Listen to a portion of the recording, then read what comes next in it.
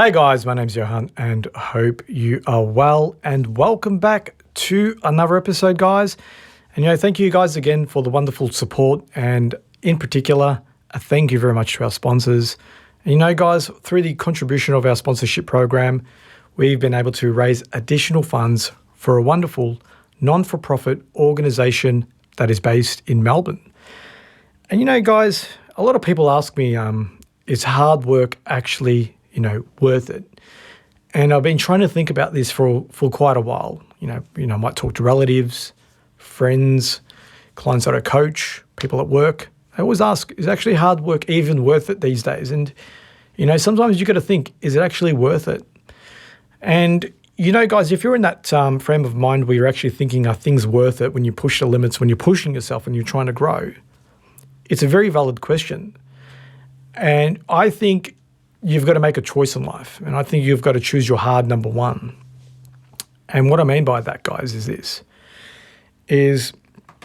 I believe if you work hard, you work smart, and you're effective and you're efficient, you can have a wonderful life. But you've got to have that mindset of delayed gratification. It's like, for example, when you're working out, you're not going to see results in one day. It's going to take a lot of time. Could be 6 months, could be 9 months, could be 12 months, could be even a couple of years, depending on your situation, right? You might be starting up a business. Now, if you don't know the stats, 90% of businesses fail within the first year. And a lot of people, unfortunately, give up in that 3-6 month period before they even really get started. But everything that is good takes a lot of momentum.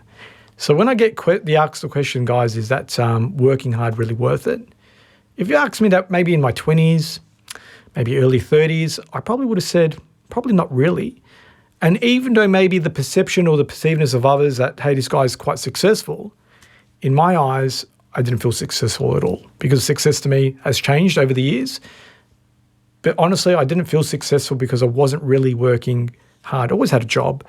I've always earned good money. I've always invested and did well, but I didn't really work hard. And, when we talk about working hard, it's not just about your job.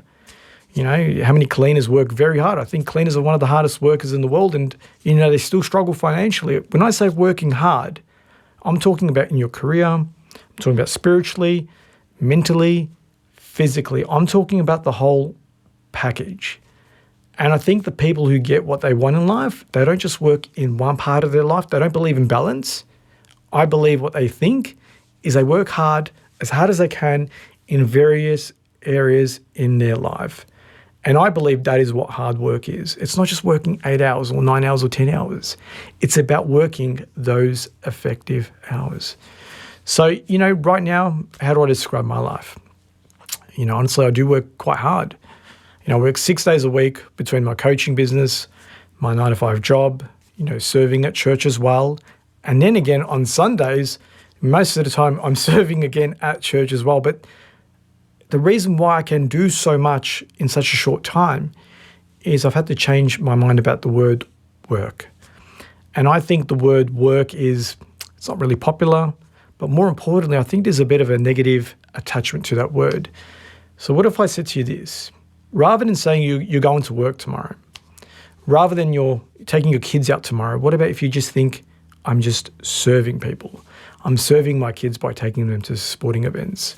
I'm serving my workplace by going to work and helping other businesses become more better, create more value, etc.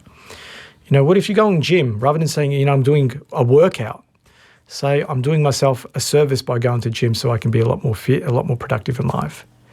Everything that has a work attachment to it makes it feel negative, makes it feel tired, drains a lot of energy. So even when I speak about finances, I don't say it's hard work to save. I actually say I have the pleasure in saving. Okay, and I think it all stems from words. Secondly, who are you surrounding yourself with when it comes to work? If you're around lazy people who don't want to work, guess what, my friends? You're not going to want to work. And even through the last couple of years, again, I've had to really surround myself with people who work so hard in different fields that I actually feel very lazy sometimes.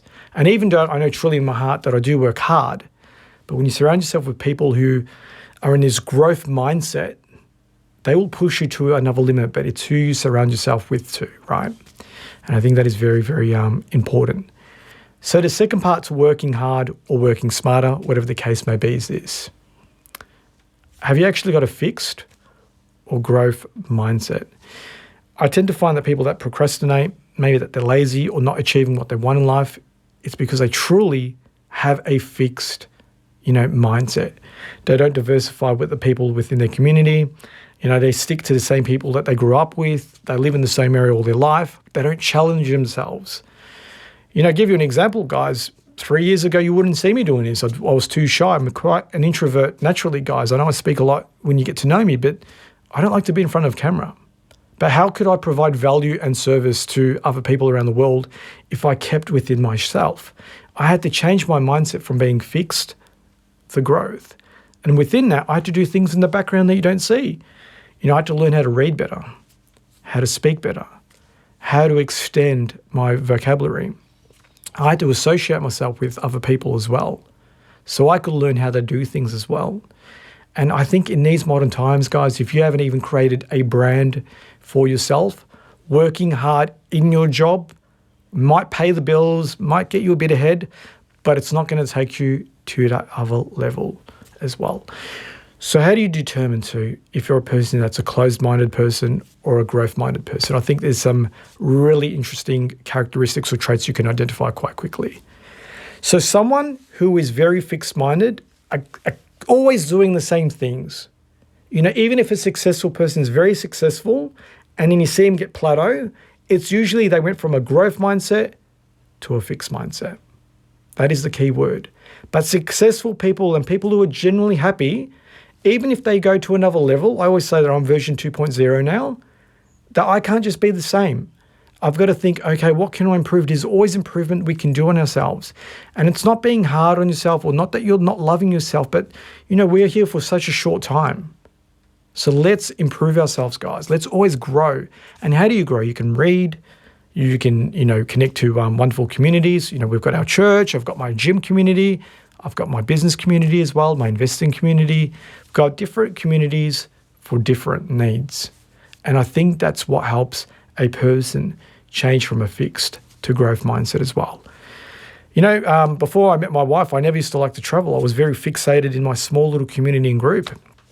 And since I met my wife, since we've been married, we've traveled to 22 countries, which has been absolutely amazing. And through that, we've seen 22 different languages, 22 different cultures, 22 different variations of living. We've seen cultures that people struggle, very poor, that when you come to Australia, you think we're all rich.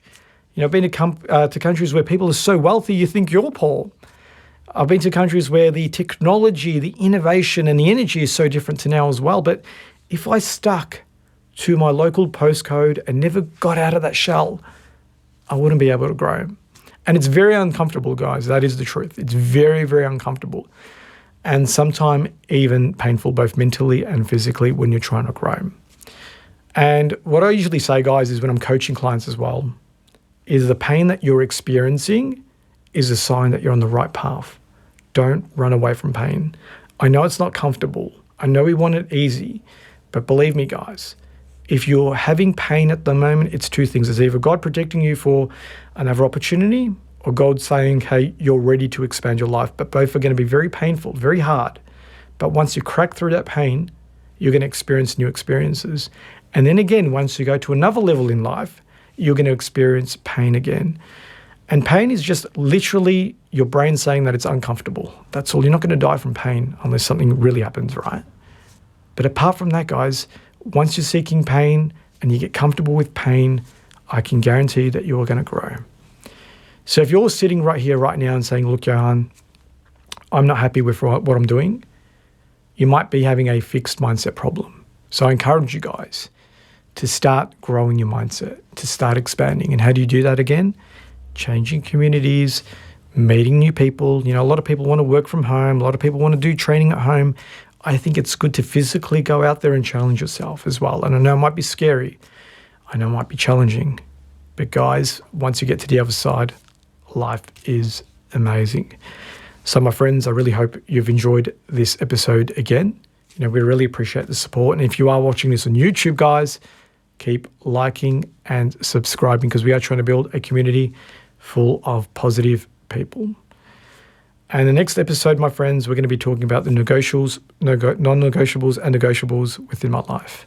And I'm going to share with you my theory, some of my things that I do in my life as well, some of the things I don't want to do in my life, and hopefully you can get some aspiration and inspiration to be a better person as well.